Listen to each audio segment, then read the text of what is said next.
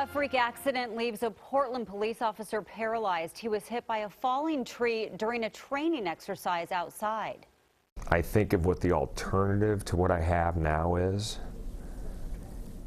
That my kids don't have a father. Take my legs. Now he's talking about the life-changing ordeal for the first time in a KOIN Local 6 exclusive. Welcome to KOIN Local 6 at 11 o'clock. I'm Jenny Hansen in for Jeff and Kelly tonight. Now, many of his fellow officers haven't had the chance to visit him yet, but his family gave KOIN Local 6 reporter Casey Montoya the chance to see how he's recovering. Who cares about the legs being gone? I get to live. Officer Paul Meyer says he's the luckiest man alive.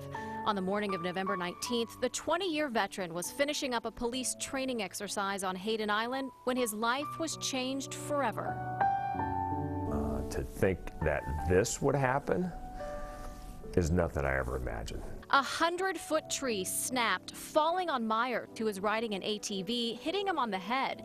His injuries were so bad, his family prepared for the worst, but Paul never gave up his fight to live. So just one, to survive that is unbelievable. But then to survive it and then to be me, to be the father my children know, to be the husband my wife married, the son that my parents know, and the brother of my sisters, the nephew of my uncle. I mean, to be there is where I feel so fortunate. Life will be different. Meyer and his family will learn to live a new normal. There we go. Adjusting to the daily routine of a wheelchair. I know I'm going to get frustrated with some things. I know things are going to get me upset. But there's the perspective. It's the perspective that the alternative is that my kids are visiting me in a cemetery.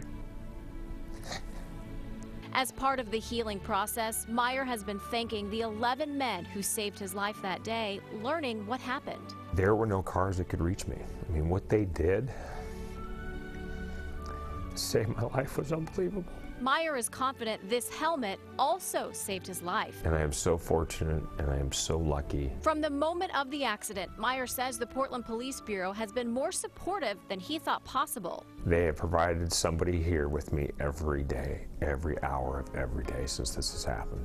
Officers also bought his parents plane tickets and paid for their hotel so they could be by his side. And they found a solution to Meyer not being able to see his kids every day, an iPad so he can see them using FaceTime. I don't even get to hug them every day, which is something that it hurts me daily. Meyer will spend the next few weeks learning the basics. It's all balance. It's a balance thing. It's learning how to move differently now. Get dressed, to get in and out of a chair, onto different things. You know, thinking about getting into a car, how to get into a shower where there's a bench that I can do that. I mean, there's just a ton of different things that they're teaching me how to do. As he struggles to learn this new way of life, growing stronger every day, his positive energy is infectious. It's inspiring.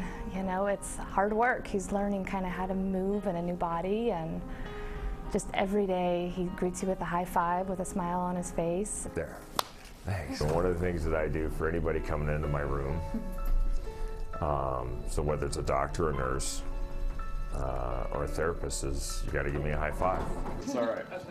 He's making great strides daily through the pain and with a broken collarbone, but you won't hear him complain. I try to set a tone that things are just going to be positive. That positive tone is getting him through the toughest battle of his life.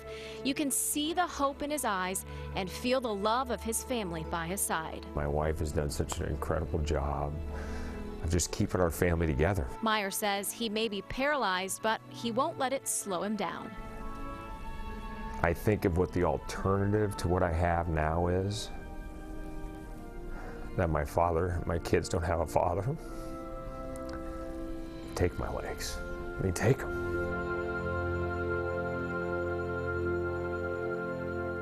This is a big change for his family. Before Paul can go home, his house has to be remodeled to give him the ability to live there in his wheelchair. A lot of people have been asking how they can help, and there is a web page set up. The information's on our website and on Facebook, where you can donate your time, maybe your skills, or even money. Paul says he loves his job and he wants to go back, and Chief Mike Reese says he will hire him back. It's just not clear exactly what capacity. Reporting for you, Casey Montoya, KOIN Local 6.